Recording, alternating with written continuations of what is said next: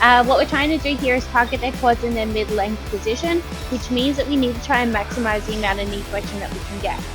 So by doing that, we want to place our feet as low on that platform as we can. However, we need to remember that our point of stability are the hips against this pad and our our feet pushing into the platform. Which means if we have our feet so low that our heels begin to lift up, then we're going to lose one of those contact points of stability, which is going to limit our ability to increase intensity.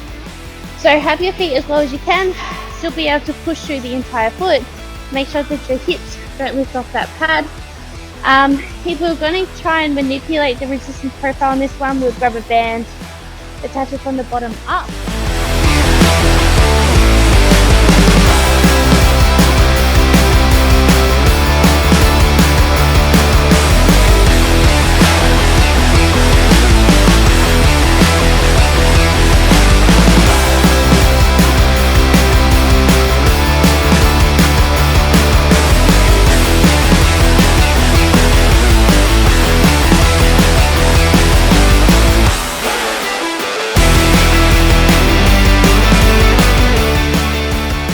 One thing that I wanted to talk about was like breathing economy. It's something that I've really struggled with transitioning from more like a powerlifting, Olympic lifting. I don't even know what the fuck I was doing before bodybuilding. So something like the pendulum or a hack squat, if I'm going for like that 10 to 12 rep range, I'll tend to take a deep breath in and be like, oh, 3 more. And then I fuck myself for the rest of the set. So learning how to breathe just enough to increase that internal brace, not that you need much because it's so externally stabilized, but then also enough to be able to get through 10 to 12 reps. So the way that I do it is when I get to about that, before I start, I take a little breath in. When I get to that midway point down to the bottom, fill up a little bit more, and then when I'm coming back and meet that halfway range again, let it out and take another breath. And just taking little mini breaths throughout the entire set tends to be the way that you get through it.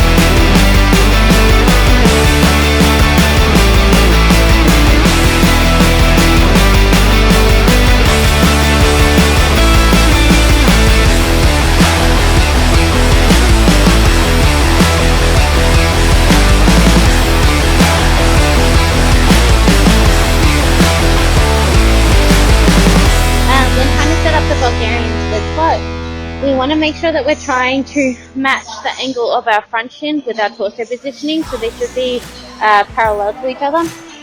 So if this back foot's too high, it's going to force me to sort of like rock back into the movement, and I'm going to get more loading through that back leg than what I am the front leg. I kind of want it to be about 90% in the front leg, 10% in the back leg.